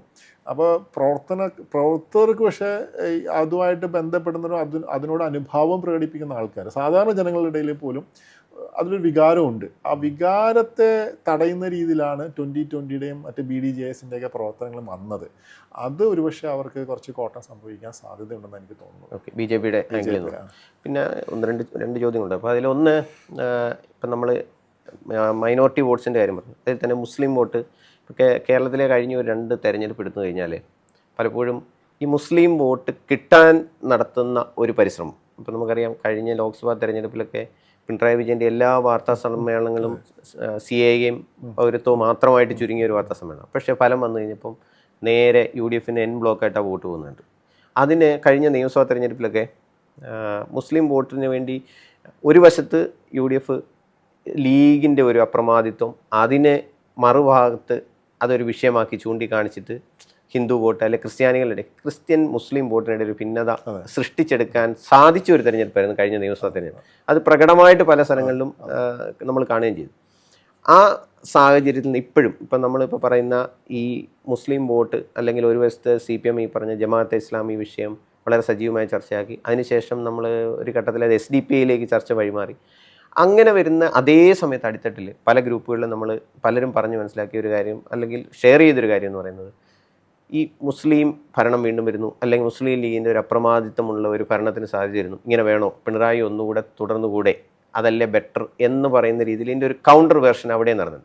ഇത് എങ്ങനെ ഈ പറഞ്ഞ ഒരു വശത്ത് ഇങ്ങനെ ഒരു സാങ്കേതിക ഏകോപനം ഉണ്ടായ മറുവശത്തും അതിനുള്ള ഒരു സാധ്യതയുണ്ട്, അതെങ്ങനെ കാണും? ശരിയാണ്, ഈ പറഞ്ഞത് ശരിയാണ്. അത് എനിക്കൊന്ന് സ്വാഭാവികമായി കേരളത്തിലുണ്ടാകുന്ന ചർച്ചയാണ് എല്ലാ തവണയും. പക്ഷേ ഈ പ്രാവശ്യം എനിക്ക് മനസ്സിലായ ഒരു കാര്യം എന്ന് പറഞ്ഞാൽ, ഈ ഒരു ആൻറ്റി ഇൻകംബൻസി വേവിൻ്റെ മുന്നിൽ ഈ ചർച്ചകളൊക്കെ ഒരു പ്രൈമറി ആവുന്നില്ല. കാരണം അതിൽ ഈ ആൻറ്റി ഇൻകംബൻസിയാണ് ഏറ്റവും വലിയ വികാരം കേരളത്തിൻ്റെ. അതായത് ഈ ഗവൺമെൻറ് മാറണം, അല്ലെങ്കിൽ 10 വർഷമായിട്ട് മാറണം. അത് anti incumbency not to the government. അത് ഞാൻ വളരെ അടിവരായിട്ട് പറയാൻ ആഗ്രഹിക്കുന്ന കാര്യം. ആൻറ്റി ഇൻകംബൻസി എന്ന് പറയുന്നത് പിണറായി വിജയൻ എഗെയിൻസ്റ്റാണ്. അതായത് പിണറായി വിജയൻ നേതൃത്വത്തിന് എഗെയിൻസ്റ്റ് ആയിട്ടാണ് ആ ഇൻകംബൻസി ഫാക്ടർ എന്ന്. ഗവൺമെന്റിനെ പറ്റി അതുകൊണ്ടാണല്ലോ പല MLA മാരും പോപ്പുലറാണ്. അത് ശരി. കാരണം കഴിഞ്ഞ നിയമസഭാ തെരഞ്ഞെടുപ്പ് 2 ടൈം വെച്ചിട്ട് എല്ലാവരും മാറ്റിയ പാർട്ടി സിറ്റിംഗ് MLA മത്സരിപ്പിക്കുന്ന പറഞ്ഞാൽ MLA ആ ഗുഡ് വില്ലും അവരുടെ ആ സ്വീകാര്യതയും വോട്ടായി കിട്ടും എന്നുള്ള ഒരു പ്രതീക്ഷ അവിടെ CPM അതിൽ വെക്കുന്നു. അല്ല, അപ്പൊ അത് തന്നെ കാണിക്കുന്ന എന്താണ്, അവരുടെ സ്ട്രാറ്റജിക് തിങ്കിങ് ചേഞ്ച് ചെയ്തു. അവർ പറയുന്നു എന്താണ്, അവർ തന്നെ മനസ്സിലാക്കുന്നുണ്ട് ഇത് പ്രശ്നമാണെന്നുള്ളത്. കാരണം മുഖ്യമന്ത്രിക്കെതിരെ വികാരം ഉണ്ടെന്നുള്ളത്. പക്ഷേ ഒരു വേവ് ഒരു UDF അനുകൂലമായൊരു, നമ്മൾ സാധാരണ ഈ കൗണ്ടിങ് ഡേയിൽ നമ്മൾ പറയുന്നൊരു കാര്യമുണ്ട്. ആദ്യത്തെ ഒരു 2 മണിക്കൂർ ഒരു ട്രെൻഡ് സെറ്റാവും. അത് കഴിഞ്ഞ് 3-ാമത്തെ മണിക്കൂറിൽ കുറച്ച് സീറ്റുകളൊക്കെ വിജയിച്ചു തുടങ്ങും. പിന്നെ വരുന്നൊരു വേവ് ഉണ്ട്, പെട്ടെന്ന് ഹമ്പ് എന്ന് പറയും. നമ്മൾ ഹമ്പ് തടഞ്ഞ് അപ്പുറത്തേക്ക് പോവുക. അപ്പോൾ ചിലപ്പോൾ നമ്മൾ ആദ്യം പ്രതീക്ഷിക്കുക 70 സീറ്റ് എന്നൊക്കെ വിചാരിക്കും, പിന്നെ ചിലപ്പോൾ 85 സീറ്റിലേക്ക് മാറും. അപ്പോൾ അങ്ങനെ ഒരു വേവ് രീതിയിലൂടെയാണ് നമ്മൾ ഈ ഇലക്ഷൻ കടന്നു പോയിട്ടുണ്ടെങ്കിൽ തീർച്ചയായിട്ടും ഈ പല MLA മാരും പരാജയപ്പെടും. അവിടുത്തെ പ്രശ്നം എന്ന് വെച്ചാൽ MLA മാർ പോപ്പുലർ ആയിരുന്ന പല മന്ത്രിമാരും വളരെ അൺപോപ്പുലറായിരുന്നു. അതൊരു കോൺട്രഡിക്ഷനാണ് കേരളത്തിൻ്റെ. മുഖ്യമന്ത്രി അൺപോപ്പുലർ ആവുന്നു, അതേപോലെ തന്നെ MLA മാർ പോപ്പുലർ ആവുന്നു, എന്നാൽ മന്ത്രിസഭയിലെ ചില മന്ത്രിമാരും വളരെ അൺപോപ്പുലർ ആവുന്നു. അപ്പോൾ ജനം ആരൊക്കെയാണ് വിസിബിളായിട്ട് കണ്ടിട്ട് ഇത് മൊത്തത്തിൽ മാറ്റണമെന്ന് വിചാരിച്ചോ, അതോ തങ്ങളുടെ MLA മാരെ മാറ്റി ബാക്കിയുള്ളവരെ തോപ്പിച്ചോളൂ, ഞങ്ങളുടെ MLA മാരെ ഞങ്ങൾക്ക് തന്നു കണ്ടിന്യൂ ചെയ്തോളൂ എന്നുള്ള സംശയം വരുന്നുണ്ട്. പക്ഷേ ഈ മുമ്പ് ചോദിച്ച ചോദ്യത്തിന് ഈ ഒരു മുസ്ലിം ലീഗിൻ്റെ അല്ലെങ്കിൽ ഇങ്ങനെ ഈ പ്രാവശ്യം ഈ national level international level politics ഉണ്ടല്ലോ. FCRA പ്രശ്നം, അവസാനമായി വന്ന FCRA പ്രശ്നം, അതെനിക്ക് തോന്നുന്നു BJPക്ക് ക്ഷീണം സംഭവിച്ചിട്ടുണ്ട്. അത് UDF അനുകൂലമായിട്ട് നേരെ പോകുന്നത്. അതെ. അപ്പോൾ അങ്ങനെ വരുമ്പോൾ എനിക്ക് തോന്നുന്നത് ഈ പ്രാവശ്യം അങ്ങനെ ഒരു വികാരം പിന്നെ മാത്രമല്ല മുസ്ലിം ലീഗും കുറച്ച് സമചിത്തത്തോടുകൂടിയാണ് അതിനെ കൈകാര്യം ചെയ്തത്. അപ്പോൾ അവർ പറഞ്ഞല്ലോ, ഇപ്പോൾ ഇലക്ഷൻ കഴിഞ്ഞപ്പോഴാണ് ഇപ്പം ഇന്നലെ പറഞ്ഞത് ഞങ്ങൾക്ക് ചോദിക്കുന്നില്ല എന്നാലും തരേണ്ടതാണെന്ന്. പക്ഷേ അവരുടെ നേതാക്കന്മാരെല്ലാവരും തന്നെ വളരെ സെൻസിബിളായിട്ടാണ് ഈ കാര്യങ്ങളെ അപ്രോച്ച് ചെയ്തത്. അങ്ങനെ ഒരു ഫീല് പബ്ലിക്കിന് കൊടുത്തിട്ടില്ല അവർ. ഓക്കെ, അത് ശ്രദ്ധേയമാണ്. ഞാനത് കഴിഞ്ഞ ദിവസം സംസാരിച്ച 1-2 പേരും പറഞ്ഞൊരു കാര്യം, 2021 UDFന് പിഴച്ചു പോയൊരു സംഗതി എന്ന് പറയുന്നത്, അന്ന് PK കുഞ്ഞാലിക്കുട്ടി MP ആയിരിക്കാൻ നിയമസഭയിലേക്ക് മത്സരിക്കാൻ വരുന്നു. അപ്പോൾ കുഞ്ഞാലിക്കുട്ടി നാളെ ഇവിടെ മുഖ്യമന്ത്രിയാകുമോ എന്ന് പറയുന്ന രീതിയിൽ 5ാം മന്ത്രിയല്ല മുഖ്യമന്ത്രി സ്ഥാനം അവർ വാങ്ങിയ ആ ഒരു പ്രതീതി. ഇത്തവണ അതിന് വേറൊരു ഘടകം കൂടെ, അന്ന് നിയമസഭയിലേക്ക് 3 സീറ്റ് അഡീഷണൽ ലീഗിന് 3-4 സീറ്റ് കൂടുതൽ കൊടുക്കേണ്ടിരുന്ന ഒരു സാഹചര്യം. അതൊക്കെ വന്ന ഒരു നെഗറ്റീവ് ഒരു ഇമേജ് ആ സാഹചര്യത്തിൽ മറ്റ് കമ്മ്യൂണിറ്റിക്കിടയിലേക്ക് ഉണ്ടാക്കിയെടുക്കുന്നതിൽ രാഷ്ട്രീയ നേതൃത്വങ്ങൾ വിജയിച്ചു. പക്ഷേ ഈ തെരഞ്ഞെടുപ്പിലേക്ക് നോക്കി കഴിഞ്ഞാൽ ആദ്യത്തെ ഘട്ടം നമുക്കറിയാം, ഇത് ഇലക്ഷൻ്റെ ഒരു അജണ്ട സെറ്റ് ചെയ്യുന്നതിന് മുമ്പ് പ്രീ ഇലക്ഷൻ സ്റ്റേജിൽ പോലും വെള്ളാപ്പള്ളി നടേശൻ്റെ തുടർച്ചയായ പരാമർശങ്ങളും വിമർശനങ്ങളും വന്നിട്ട് ഒരു ഘട്ടത്തിൽ പോലും ലീഗ് അതിനോട് റെസ്പോണ്ട് ചെയ്യാനോ നിങ്ങളെ പറഞ്ഞ പോലെ തന്നെ റെസ്പോണ്ട് ചെയ്ത് കിട്ടുകയെന്ന് എതിരാളികൾ ആഗ്രഹിക്കുന്നതായിരിക്കും. അവിടുന്ന് ഈ പറഞ്ഞ പോലെ സീറ്റ് കൂടുതൽ ചോദിക്കുന്നില്ല, വെച്ച് മാറാനായിട്ട് താല്പര്യപ്പെടുന്നു. ആ രീതിയിലുള്ള ഒരു പോസിറ്റീവ് ന്യൂസ് സൃഷ്ടിക്കുന്നതിൽ ലീഗ് വഹിച്ചൊരു പങ്ക് ഒരു ഫാക്ടറായിട്ട് വർക്ക് ചെയ്തോ എന്നൊരു നിരീക്ഷണം. അത് ഞാനിങ്ങനെ അതുണ്ട്. എനിക്ക് തോന്നുന്നു ഇത് ഇലക്ഷൻ വെച്ചൊരു നരേറ്റീവാണല്ലോ, പെട്ടെന്നല്ലേ അതങ്ങ്. അപ്പം ആ നരേറ്റീവില് ഈ പ്രാവശ്യം ഇപ്പോൾ കോൺഗ്രസിന്റെ സ്ഥാനാർത്ഥി നിർണയം സാധാരണ പഴയ കാലത്ത് തന്നെ ലീഗ് വരെ ഇടപെടുന്ന കാര്യമാണ്. പക്ഷേ അവർ പറഞ്ഞു ഇത് കോൺഗ്രസിന്റെ കാര്യമാണ്, അതൊക്കെ ശരിയാവും എന്നാണ്. മാത്രമല്ല അവർ ക്യാമറയുടെ മുന്നിൽ വന്ന് അത് ഈ പ്രാവശ്യം സംസാരിച്ചില്ല. കഴിഞ്ഞ കുറച്ച് മാസങ്ങളായിട്ട് അവർ വളരെ സൈലൻ്റ് ആയിട്ട് വർക്ക് ചെയ്തിട്ടുണ്ട്. അതേപോലെ തന്നെയാണ് നമുക്ക് തോന്നുന്നു ഇപ്പോൾ കേരള കോൺഗ്രസിന്റെ കാര്യം പറഞ്ഞാലും അവരും 2 സീറ്റ് UDF അവരുടെ പിടിച്ചു വാങ്ങിയത് പോലും. അപ്പോൾ എല്ലാവരെയും സംബന്ധിച്ച് ഇതൊരു നിലനിൽപ്പിൻ്റെ പ്രശ്നമായിട്ട് മാറുമ്പോൾ അവർക്ക് അവരുടെ രാഷ്ട്രീയ പരിചയം കൊണ്ട് അല്ലെങ്കിൽ പാരമ്പര്യം കൊണ്ട് അവർക്ക് മനസ്സിലാവും ഇത് എങ്ങനെയാണ് ബാലൻസ് ചെയ്യുന്നത്. എനിക്ക് തോന്നുന്നു അവരുടെ എക്സ്പീരിയൻസ് അതിൽ വളരെയധികം മുന്നോട്ട് വന്നിട്ടുണ്ട്. അതേസമയം ഇത് തന്നെയാണ് CPM-നും സംഭവിച്ച പരാജയം. ആവശ്യമുള്ള സ്ഥലങ്ങളിലും ആവശ്യമില്ലാത്ത സ്ഥലങ്ങളിലും എല്ലാം പല സീനിയർ നേതാക്കന്മാരും പലതിനെ പറ്റിയും കമൻറ്റ് ചെയ്തിട്ടുണ്ട്. ഇതെല്ലാം ജനം കണ്ടുകൊണ്ടിരിക്കുകയല്ലേ. ഒരുപാട് ആൾക്കാർ ഒരു സീനിയർ ലെവലിലുള്ള CPM-ന്റെ നേതാക്കന്മാരെല്ലാവരും കഴിഞ്ഞ ഒരു 6-7 മാസമായിട്ട് പ്രകടിപ്പിച്ചിട്ടുള്ള പല കാര്യങ്ങളുണ്ടല്ലോ, പല രീതിയിലാണ് അവരത് എക്സ്പ്രസ് ചെയ്തത്. അത് പലപ്പോഴും കേരളത്തിലെ ജനങ്ങൾക്ക് ഒരു ആഭിമുഖ്യം അല്ലെങ്കിൽ സ്വീകാര്യതയുള്ള കാര്യമല്ല. അത് ഈവൻ മുഖ്യമന്ത്രി പറയുന്ന ഭാഷ പോലും അത് പല ആൾക്കാർക്ക് അത് ഓക്കെ ആയിരിക്കാം. പക്ഷേ പൊതുവേ ഞാൻ മനസ്സിലാക്കിയിട്ടുള്ളൊരു കാര്യം, കേരളത്തിൽ ഒന്ന് നമ്മൾ വളരെ പീസ് ലവിങ് ആയിട്ടുള്ള ആൾക്കാരാണ്. പിന്നെ ഒരു സെൻസ് ഓഫ് ഒരു കേരളത്തിൻ്റെ പൊതുമണ്ഡലം എന്ന് പറയുന്നത് നമ്മൾ എല്ലാ സംസ്ഥാനങ്ങളിലുള്ളതുപോലെ നമുക്ക് ഇൻറ്റേർണലി കമ്മ്യൂണൽ ഫീലിംഗ് ഒക്കെ ഉണ്ട്. പക്ഷെ പുറമെ നമ്മൾ ആരും കാണിക്കുന്നില്ല. അത് വളരെ പോളിഷ്ഡ് ആണ്. നമുക്ക് തിരഞ്ഞെടുപ്പ് വരുമ്പോൾ അത് പ്രകടിപ്പിക്കണം. പക്ഷെ അല്ലാതെ ഒരു സമാധാനം കാംക്ഷിക്കുന്നൊരു ജനതയുടെ ഇടയിൽ, അതേപോലെ ഉയർന്ന സാംസ്കാരിക മൂല്യമെന്ന് നമ്മൾ വിശ്വസിക്കുന്നവരുടെ ഇടയിലും നമ്മൾ ഉപയോഗിക്കുന്ന ഭാഷ, നമ്മുടെ ബോഡി ലാംഗ്വേജ്, സ്ത്രീകളുടെ അടുത്തുള്ള പെരുമാറ്റം, ഇതെല്ലാം വളരെ വളരെ ഇമ്പോർട്ടൻ്റ് ആണ്. അതിലൊരു പക്ഷേ ഈ പ്രാവശ്യം എനിക്ക് തോന്നുന്നു UDF കുറച്ച് മുന്നിൽ നിൽക്കുന്നു എന്നുള്ളതാണ്. ഞാൻ 2 സ്ഥലത്തും ആൾക്കാർ പലതും പ്രകടിപ്പിച്ചിട്ടുണ്ടാകും, വിമർശനാത്മകമായി പറഞ്ഞിട്ടൊക്കെ ഉണ്ടാവും. രാഹുൽ മാങ്കൂട്ടത്തിലൊക്കെ കേസിൽപ്പെട്ടൊരു കാലം കൂടിയാണ്. പക്ഷെ അവിടെയും UDF കുറച്ച് സെൻസിബിളായിട്ട് അത് കൈകാര്യം ചെയ്തല്ലോ. ആദ്യം തന്നെ പ്രതിപക്ഷ നേതാവ് പറഞ്ഞ് പുറത്താക്കുന്നു എന്ന് പറഞ്ഞു. അത് ജനം അതാണ് നോക്കുന്നത്, ആരെന്ത് എങ്ങനെ പ്രതികരിക്കണം എന്നുള്ളത്. അതിനെ ന്യായീകരിക്കാൻ ആരും നിന്നില്ല, അറ്റ്ലീസ്റ്റ് പ്രതിപക്ഷ നേതാവ് നിന്നില്ല. അങ്ങനെയാണല്ലോ അദ്ദേഹത്തിന് ആ ഒരു ലീഡർഷിപ്പിൻ്റെ സ്റ്റേച്ചറിലേക്ക് വരുന്നതിൻ്റെ പല ഘട്ടങ്ങളിലാണ്. ഒരു സാധാരണ സിനിമ നടൻ ഒരു സൂപ്പർ സ്റ്റാർ ആവുന്ന പോലെ ഞാൻ പറഞ്ഞ അദ്ദേഹത്തിന് ഓരോ സ്റ്റെപ്പുകൾ ഉണ്ടായിരുന്നു. അതാണ് ഇപ്പോൾ ഈ ഇലക്ഷനിൽ VD സതീശൻ എന്ന നേതാവിനൊരു തീരുമാനമുണ്ടെന്നും ഒരു ഡിസൈസീവ് ആയിട്ടുള്ള ആളാണെന്നും പബ്ലിക് വിചാരിക്കുന്നു. അദ്ദേഹത്തിൻ്റെ പൊളിറ്റിക്കൽ രീതികളെ പറ്റി പബ്ലിക്കിന് എത്രത്തോളം അറിയുമെന്ന് എനിക്ക് സംശയമുണ്ട്. പക്ഷേ പബ്ലിക് നോക്കുമ്പോൾ അദ്ദേഹം കാര്യങ്ങൾ സംസാരിക്കുന്നു, വളരെ ഒബ്ജക്റ്റീവായിട്ട് സംസാരിക്കുന്നു. ഇതേപോലെ വെള്ളാപ്പള്ളിയുടെ കാര്യം പറഞ്ഞുകൊണ്ട് വെള്ളാപ്പള്ളി വിമർശിച്ചപ്പോഴും അദ്ദേഹം പറഞ്ഞു ഞാൻ അദ്ദേഹത്തിനോട് വിമർശിക്കാനൊന്നും നിൽക്കുന്നില്ല എന്ന് പറഞ്ഞു. അപ്പോൾ കൂടുതൽ അടിപിടി കൂടാതെ കലഹം ഉണ്ടാക്കാതെ ഈ പ്രാവശ്യം UDF ആകെ അവർക്ക് സംഭവിച്ചൊരു കോട്ടം എന്ന് പറയുന്ന സ്ഥാനാർത്ഥി നിർണയ സമയത്ത് അവർ തമ്മിലുണ്ടായ പ്രശ്നങ്ങളാണ്. അല്ലെങ്കിൽ പൊതുവെ ഒരു പൊതുമണ്ഡലത്തിൽ ശശി തരൂർ ഉൾപ്പെടെയുള്ള ആൾക്കാർ തദ്ദേശ തെരഞ്ഞെടുപ്പ് പ്രചാരണത്തിന് പോലും ഇറങ്ങാതിരുന്ന ഇപ്പോൾ ഇന്ന് ആർട്ടിക്കിൾ ഞാൻ വായിച്ചു, അദ്ദേഹം യാത്ര ചെയ്ത കാര്യങ്ങൾ വായിച്ചിരിക്കുന്നു. അപ്പോൾ എല്ലാവരും കൂടി ഫോട്ടോയ്ക്ക് പോസ്റ്റ് ചെയ്യുന്നു. ഉള്ളിൽ എന്തെങ്കിലും പ്രശ്നമുണ്ട്, പക്ഷെ പബ്ലിക്കിന് അതാണ് ആവശ്യം, ഫീൽ കൊടുക്കുന്നുണ്ട്. ഒരു എല്ലാം സെൻസിബിൾ ആയിട്ട് നടക്കുന്നു, മാനേജ് ചെയ്യുന്നു എന്നുള്ള രീതിയിൽ. അപ്പോൾ അത് എനിക്ക് തോന്നുന്നു UDF, അതേപോലെ തന്നെ RSP കൊല്ലത്ത് അവരും എല്ലാം എനിക്ക് തോന്നുന്നു ആവശ്യമില്ലാത്തൊരു കലഹത്തിനൊന്നും ആരും പോയിട്ടില്ല എന്ന് തോന്നുന്നു. അത് ഒരു നെഗറ്റീവ് വാർത്ത സൃഷ്ടിക്കാൻ ആരും തന്നെ ശ്രമിച്ചിട്ടില്ല. വളരെ സമചിത്തതയോടെയാണ് ഇലക്ഷനെ ആ രീതിയിൽ നോക്കുമ്പോൾ നമ്മൾ നേരിട്ടതായിട്ടാണ് എനിക്ക് തോന്നുന്നത്. ഇനിയിപ്പോൾ താങ്കൾ അവസാനം പറഞ്ഞ പോയിന്റിലേക്ക് അതിൽ നമുക്ക് അവസാനിപ്പിക്കാം. 2021 പിണറായി വിജയൻ വേഴ്സസ് രമേശ് ചെന്നിത്തല എന്ന് പറയുന്ന ഒരു ലീഡർഷിപ്പ് ആയിരുന്നു പ്രൊജക്റ്റിന്. ഇവിടെ ഇപ്പം കോൺഗ്രസ്സിൽ ആരാണ് ഇപ്പം മുഖ്യമന്ത്രി എന്ന് വരെ ഇപ്പോൾ ചർച്ച തുടങ്ങി കഴിഞ്ഞു, ഫലം വരാൻ പോലും ഒരു കാത്തു നിൽക്കില്ല. എങ്കിൽ പോലും ഒരു പിണറായി വിജയൻ്റെ ഒപ്പണൻ്റായിട്ട് VD സതീശൻ നയിച്ച ഒരു തെരഞ്ഞെടുപ്പായിട്ട് നമുക്ക് കാണാം. ഈ 2 ലീഡർഷിപ്പ് ഇക്വേഷൻ എങ്ങനെ കേരളം അതിനോട് കേരളത്തിനൊരു അപ്പീൽ എങ്ങനെയായിരുന്നു എന്നാണ് താങ്കളുടെ ഒരു വിലയിരുത്തൽ?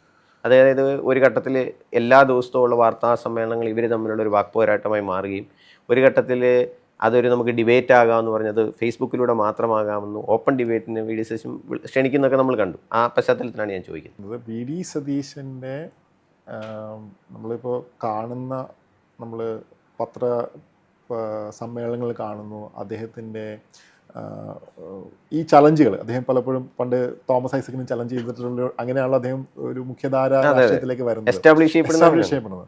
അപ്പോൾ അതെല്ലാം ആളുകൾ കഴിഞ്ഞ കുറച്ച് വർഷങ്ങളായിട്ട് കാണുന്നതാണ്. അപ്പോൾ ഇവിടെ ഒന്ന് ഏജ് ഫാക്ടർ ഒരു വലിയ ഘടകമായിട്ട് എനിക്ക് തോന്നുന്നത്. കാരണം മുഖ്യമന്ത്രി ഇനിയിപ്പോൾ ഒരു 81 വയസ്സിൽ വീണ്ടും കാരണം നമ്മൾ VS അച്യുതാനന്ദനെ പറ്റി ഇതുവരെ ഡിസ്കസ് ചെയ്തിരുന്നല്ലോ കുറേ വർഷങ്ങൾക്ക് മുമ്പ്. അത് ഒരു വ്യക്തിപരമായ ആക്ഷേപമായിട്ടുള്ള അല്ല, വി എസ് ആ പ്രായത്തിലാണ് വി എസ് ആദ്യമായിട്ട് മുഖ്യമന്ത്രിയാകുന്നത്. അതെ. തന്നെയല്ല അതിനുശേഷം 2014 ടേൺ കൂടി കിട്ടുമോ എന്നുള്ളൊരു ചോദ്യം വന്നപ്പോൾ ഈ ഒരു ക്വസ്റ്റ്യൻ വന്നല്ലോ.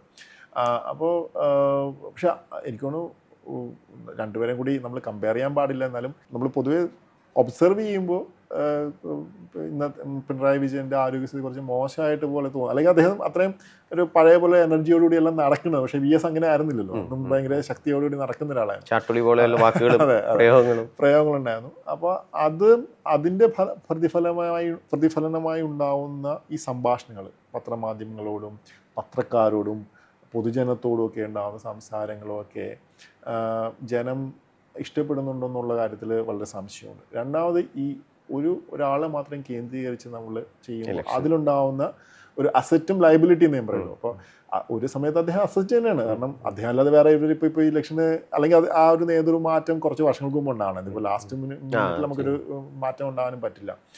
വി ഡി സതീശനെ സംബന്ധിച്ചാണെങ്കിൽ ഒന്ന് ചെറുപ്പക്കാരനാണ്. പിന്നെ ഇത് കോൺഗ്രസിൻ്റെ ഒരു തലമുറ മാറ്റമാണല്ലോ. നമ്മൾ കെ കരുണാകരൻ കഴിഞ്ഞു, ആൻ്റണി ഉണ്ടായിരുന്നു, ആൻ്റണി കഴിഞ്ഞു, ഉമ്മൻചാണ്ടി, ഇവരെല്ലാം 60കളിലെ 70കളിലെ നേതാക്കന്മാരാണ്. ഇപ്പോൾ പുതിയ ഒരു നേതൃത്വം, ഇപ്പോൾ ഒരു UDF ഗവൺമെൻറ് വരികയാണെങ്കിൽ ഒരു പുതിയ നേതൃത്വത്തിന് മന്ത്രിമാരുൾപ്പെടെ ഉണ്ടാവുമെന്നാണ് ഞാൻ പ്രതീക്ഷിക്കുന്നത്. അപ്പം അതിനുള്ളൊരു റെഫറൻഡും ഉണ്ട് അതിനകത്ത്. ഒരു തലമുറ മാറ്റം വരുന്നു. കാരണം ഇവരൊക്കെ കുറച്ച് വർഷങ്ങൾക്ക് മുമ്പ് ഏറ്റവും കൂടുതൽ ആവശ്യപ്പെട്ടിരുന്നതാണ് യുവാക്കൾക്ക് സീറ്റ് കൊടുക്കണം. അത് കുറേയൊക്കെ അവർ ചെയ്യാനും ശ്രമിച്ചിട്ടുണ്ടെന്ന് എനിക്ക് തോന്നുന്നു. കുറേ മണ്ഡലങ്ങളിൽ യുവാക്കൾക്കൊക്കെ സീറ്റ് കൊടുത്തിട്ടുണ്ട്. അപ്പോൾ ഓൾഡ് വേഴ്സസ് യങ് എന്നുള്ളൊരു പ്രശ്നം ഒരു കോൺടെസ്റ്റ് ഉണ്ട്. രണ്ടാമത് പഠിച്ച് പറയുന്ന ഒരാളാണ്. ഒരുപക്ഷെ ഇപ്പോൾ നമ്മൾ 2021 രമേശ് ചെന്നിത്തലയുടെ കാര്യം, രമേശ് ചെന്നിത്തല പഠിച്ച് പറയുന്നില്ല എന്നല്ല ഞാൻ പറഞ്ഞത്.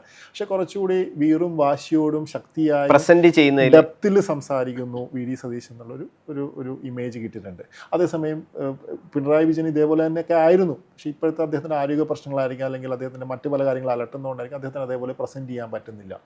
മൂന്നാമത് ഈ വി ഡി സതീശനെ പറ്റി നമ്മൾ സംസാരിക്കുമ്പോൾ ഒരു കാര്യം കൂടി എനിക്ക് തോന്നിയിട്ടുള്ളത്, അദ്ദേഹം ഒരു ലോങ് ടേമിൽ ചിന്തിക്കുന്ന ഒരാളായിട്ടും പല ആൾക്കാർക്ക്, അതായത് ലോങ് ടേം എന്ന് പറഞ്ഞാൽ ഈ ഞാൻ പറഞ്ഞല്ലോ ചില കാര്യങ്ങൾ അദ്ദേഹത്തിൻ്റെ ചില പൊസിഷൻസ് ഉണ്ട്, വ്യക്തമായ പൊസിഷനുണ്ട്. ഇപ്പോൾ നിലമ്പൂർ ഇലക്ഷൻ, രാഹുൽ മങ്കൂട്ടത്തിൻ്റെ കാര്യങ്ങൾ, അതേപോലെ തന്നെ ഇപ്പോൾ ആദ്യം അദ്ദേഹം പ്രതിപക്ഷ നേതാവിന് ശേഷം വന്നിട്ടുള്ള ഉപതെരഞ്ഞെടുപ്പിൽ അദ്ദേഹം നിലകൊണ്ട് അദ്ദേഹം മുന്നിൽ നിന്ന് നയിക്കും. ഇപ്പോൾ 100 സീറ്റ് വി ഡി സതീശൻ പറയുമ്പോൾ നമുക്ക് എല്ലാവർക്കും ഉള്ളൊരു പ്രശ്നം എന്താണെന്ന് വെച്ചാൽ അദ്ദേഹം പറഞ്ഞുള്ള എല്ലാം അതേപോലെ നടന്നിട്ടുണ്ട്. ശരിയാണ്. ഉമ തോമസ് 25,000 വോട്ടിന് ജയിക്കുമെന്ന് പറയുന്നു, അല്ലെങ്കിൽ ചാണ്ടി ഉമ്മൻ 30,000 വോട്ടിന് ഒഴിക്കുമ്പോൾ അതേപോലെയൊക്കെ സംഭവിക്കുന്നു. 4 കോർപ്പറേഷൻ ജയിക്കുന്നു, അത് ജയിച്ചു. അപ്പോൾ അദ്ദേഹത്തിന് ഇതെല്ലാം ഇപ്പോൾ ഇതിൽ എന്ത് സംഭവിച്ചാലും ഇതിന്റെ എൻഡ് എന്ന് പറയുന്നത് ഭരിക്കാനുള്ള ഭൂരിപക്ഷം കിട്ടില്ല, വനവാസം കൂടെ ഡിക്ലെയർ അത് അത്രയും ബോൾഡായിട്ട് ഒരാളൊരു അദ്ദേഹത്തിൻ്റെ ഒരു യങ് ഏജിൽ, അല്ലെ, ഒരു രാഷ്ട്രീയത്തിൽ ഒരു യങ് ഏജാണ് അദ്ദേഹത്തിൻ്റെ. ആ ഏജിൽ അദ്ദേഹം ഇത് വളരെ ബോൾഡായിട്ട് പബ്ലിക്കായിട്ട് സ്റ്റേറ്റ് ചെയ്യുമെന്ന് പറയുമ്പോൾ ആൾക്കാരുടെ ഇടയിൽ എനിക്ക് തോന്നുന്നു അദ്ദേഹം കൊള്ളാം എന്നുള്ളൊരു ധാരണ ഉണ്ടായിട്ടുണ്ട്. പിന്നെ കോംപ്രമൈസ് ഇല്ലാത്ത ഒരാളെന്ന രീതിയിൽ വന്നിട്ടുണ്ട്. പക്ഷെ എനിക്ക് തോന്നുന്നൊരു കാര്യം, നമ്മളിത് ഭരിച്ചു തുടങ്ങുമ്പോൾ മാത്രമേ ഇവരുടെയൊക്കെ ഒരു ശരിയായ ഒരു രീതി എങ്ങനെയാണെന്ന് നമുക്ക് മനസ്സിലാക്കാൻ പറ്റുള്ളൂ. പക്ഷേ പൊളിറ്റിക്സ് എപ്പോഴും അങ്ങനെയാണല്ലോ. ഇപ്പോൾ ദേശീയ തലത്തിലായാലും അന്തർദേശീയ തലത്തിലും നമ്മൾ രാഷ്ട്രീയത്തെ പറ്റി പഠിക്കുമ്പോൾ പേഴ്സണാലിറ്റി ക്ലൗട്ട് വളരെ ഇമ്പോർട്ടൻ്റ് ആണ്. ഇപ്പോൾ ഒരുപക്ഷെ കേരളത്തിൽ സതീശൻ ശരിക്കും പറഞ്ഞാൽ ഇപ്പോൾ ഉമ്മൻചാണ്ടിയെ പോലെയോ അല്ലെങ്കിൽ AK ആൻ്റണിയെ പോലെയോ കാസർഗോഡ് തൊട്ട് തിരുവനന്തപുരം വരെ വളരെ പോപ്പുലറായിട്ടുള്ള നേതാവായിട്ടാണെന്ന് എനിക്ക് തോന്നുന്നില്ല. അദ്ദേഹം ഒരു സെൻട്രൽ കേരളയിൽ നിറഞ്ഞേക്കുന്ന നേതാവാണ്. പക്ഷെ ഇപ്പോൾ നാം കാണുന്നത് വെച്ചാൽ അദ്ദേഹം പോകുന്ന സ്ഥലങ്ങളിലൊക്കെ ജനക്കൂട്ടമുണ്ട്. ആദ്യകാലത്ത് ഉണ്ടായിരുന്നില്ല. അദ്ദേഹത്തിൻ്റെ പുതുയുഗ യാത്ര അതിലൊരു മാറ്റം പാർട്ടിക്ക് വന്നിട്ടുണ്ട്. അപ്പോൾ അദ്ദേഹം ഒരു സ്റ്റേറ്റ് ലെവൽ സ്റ്റേച്ചറുള്ള ഒരു നേതാവായിട്ട് അദ്ദേഹം വളർന്നു വരുന്നു. പിന്നെ അദ്ദേഹത്തിന് ഒരുപക്ഷെ കക്ഷികളുമായിട്ട് പോലും നല്ലൊരു ബന്ധമാണ് ഏറെക്കുറെ ഉള്ളതെന്നാണ് നമുക്ക് മനസ്സിലാവുന്നത്. അപ്പോൾ അതും അദ്ദേഹത്തിൻ്റെ രാഷ്ട്രീയ ഭാവിയെ ഒരുപാട് സഹായിക്കാൻ സാധ്യതയുണ്ട്.